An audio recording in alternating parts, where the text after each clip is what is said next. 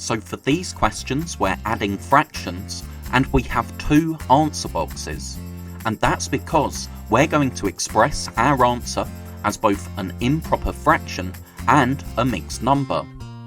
Now we know that to add fractions we need the denominators to be the same. 15 is in both the 5 and the 3 times table, so we can find equivalent fractions to 4/5 and 2/3 which have a denominator of 15. 5 times 3 is 15, 4 times 3 is 12, 3 times 5 is 15, 2 times 5 is 10. So we can rewrite our question.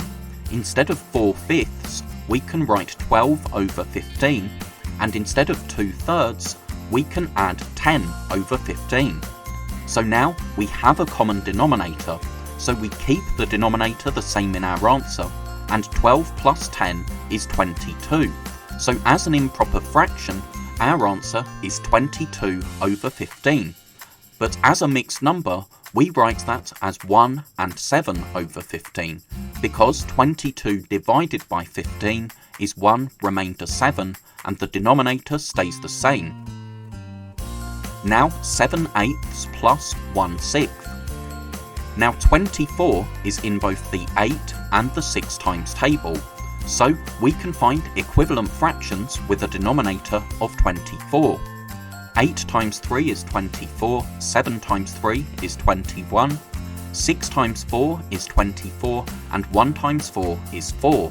So instead of 7/8, we can write 21 over 24, and instead of adding 1/6, we can add 4 over 24. The denominator stays the same in our answer, and 21 plus 4 is 25. So as an improper fraction, our answer is 25 over 24, and as a mixed number, we write that as 1 and 1 over 24. Thank you so much for watching. I really hope that was helpful. If you're a teacher or a parent, then please subscribe or go to keystage2maths.com to download resources for this lesson and many more. That's all for now. I'll see you in the next video.